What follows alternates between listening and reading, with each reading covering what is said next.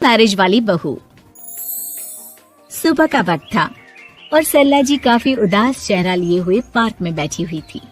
तभी उनकी सहेली सुमन वहाँ पर आती है। क्या हुआ सरला जी, आज मॉर्निंग वॉक करने का इरादा नहीं है क्या? इस तरह चुपचाप क्यों बैठी हैं?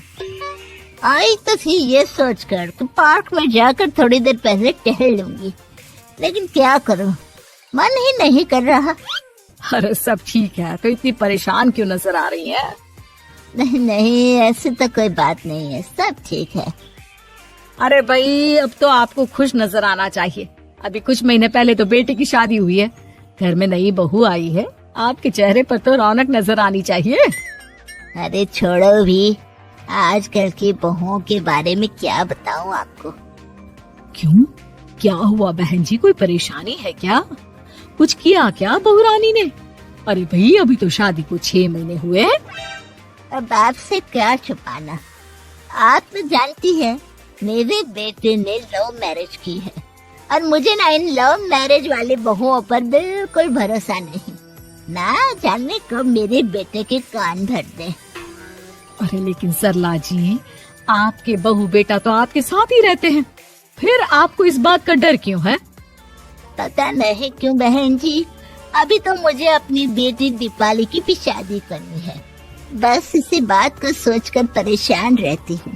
ये लव मैरिज वाली बहू पता नहीं कितने दिन परिवार में एडजस्ट कर पाएगी। कल को अगर बेटे को लेकर दूसरी जगह चले गई तो क्या होगा? अरे हाँ, याद आया, दीपाली तो दिल्ली में नौकरी करती है ना? हाँ हाँ, बहुत अच्छी नौकरी लगी है उसकी। और आप किसी से कहना मत, अपने ऑफिस में साथ में काम करने वाला कोई लड़का उसे बहुत पसंद है, बता रही थी मुझे। लेकिन अभी तो आप कह रही थी कि आपको लव मैरिज और इन सब में भरोसा नहीं है। अरे तो क्या हुआ, जहाँ बेटी खुश रहे वहीं मैं खुश हूँ। और वैसे भी बेटी को तो दूसरे घर जाना है, वो लोग जाने और उनकी बहू जाने, मुझे तो बस अपनी बेटी का ब्याह करना है। अच्छा अच्छा, ठीक है ठीक है, जैसी आपकी मर्जी। लेकिन मुझे लगता है कि आप अपनी बहू के लिए कुछ ज्यादा ही सोच रही हैं। क्या पता वो वैसी ना हो जैसी आप समझ रही हो। सरला जी अपनी जगह से उठते हुए कहती है, अब ये तो भगवान जाने, बस मेरी बेटी दीपाली की शादी उसकी पसंद से हो जाए तो मैं गंगा नहा लूं। चलिए बहुत देर हो गई है, मैं भी अब घर जाती हूँ। अच्छा अच्छा ठीक है, मैं भी चलती हूँ। अगले दिन जब सरला जी अपने घर पर बैठकर चाय की चुस्कियां ले रही थी, तभी उनकी बहू वहाँ पर आती है। मम्मी जी, मैंने एक जगह नौकरी के लिए अप्लाई किया था और वहाँ से सब कुछ पॉजिटिव आया है।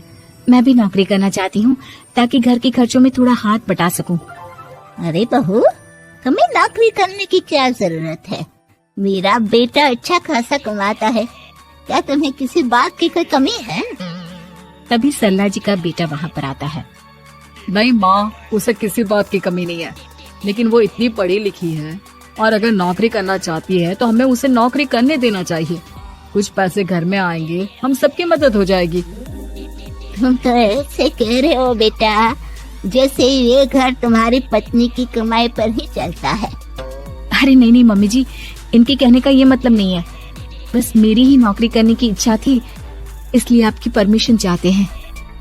अब भाई, मेरा बेटा तुम्हें लव मैरिज करके घर में लाया है, मैं तुम्हें कुछ कैसे कह सकती हूँ? जो मर्जी आए करो। सरला जी का बेटा और बहू वहाँ से चले जाते हैं। अब उनकी बहू नौकरी करना शुरू कर देती है। कुछ ही दिन बाद सरला जी की बेटी दिल्ली से अपने घर आती है और अपनी माँ से कहती है, माँ, मैंने आपको बताया था ना, मुझे अपने ऑफिस में साथ काम करने वाले एक लड़के से बहुत प्यार है, मैं उससे शादी करना चाहती हूँ माँ। हाँ हाँ, तो मैंने कब मना किया?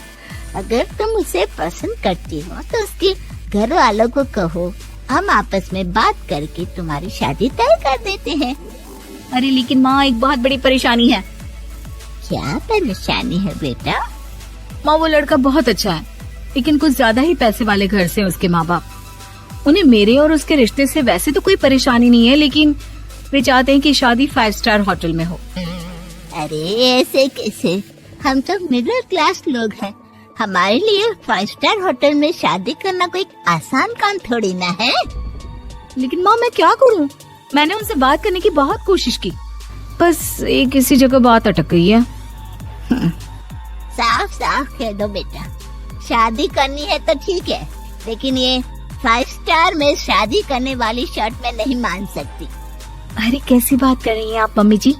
अगर दीपाली को कोई लड़का पसंद है तो हम उनकी शादी के लिए पूरी कोशिश करेंगे, और अगर बात पैसों की है तो कोई परेशानी नहीं है।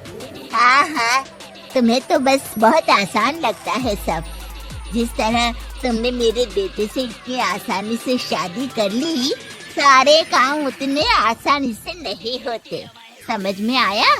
हर काम करने में पैसे लगते हैं। लेकिन माँ, मैं उस लड़की को बहुत पसंद करती हूँ। सही बात है बेटा, लेकिन तुम उस लड़के से साफ साफ कह दो, अगर उसे तुमसे शादी करनी है तो अपने घर वालों को मनाए। अगर नहीं मना सकता तो तुम दोनों अपनी गृहस्थी अलग से कहीं सेट कर लो। कोई जरूरत नहीं है अपने माँ बाप के साथ रहने की। मम्मी जी, ये आप क्या कह रही हैं? मैं भी तो आपके बेटे के साथ लव मैरिज करके आई हूँ। अगर मैंने भी ऐसा ही किया होता तो? लो, अब तो मुझे उल्टा जवाब देने लगी। देखो बहू, मैं तुम्हारी सास हूँ, मुझसे ठीक से बात करो।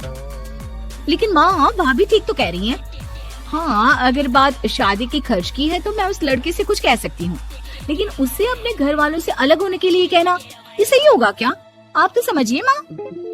और वैसे भी मम्मी जी, मैंने कुछ महीने पहले जॉब करना शुरू कर दिया था और अपनी पूरी सैलरी बचा कर रखी है। आप चिंता मत कीजिए, मैं दीपाली की शादी में कोई कमी नहीं होने दूंगी। तुम अपनी सारी तनख्वाह मुझे मेरी बेटी की शादी का खर्च करने के लिए दे दोगी? हाँ माँ, मैंने भाभी को पहले ही सब कुछ बता दिया था और वो इस बारे में सब कुछ जानती थी, इसीलिए उन्होंने पहले ही नौकरी करनी शुरू कर दी ताकि मेरी शादी धूमधाम से हो सके। तभी सरला जी का बेटा वहाँ पर आता है। देखा माँ, जैसा हम हर समय समझते हैं वैसा होता नहीं है। आपको लव मैरिज करने वाली बहू से नफरत थी ना, लेकिन अपनी ही बेटी की लव मैरिज पर आपको कोई एतराज नहीं था। ये तो गलत बात है ना? हाँ बेटा, सही कह रहे हो तुम। बहू, मुझे माफ कर दो, मैंने तुम्हारे बारे में गलत सोचा। आज से मैं बहू और बेटी में कोई फर्क नहीं करूंगी, और अपनी लव मैरिज वाली बहू से तो बिल्कुल नफरत नहीं करूंगी।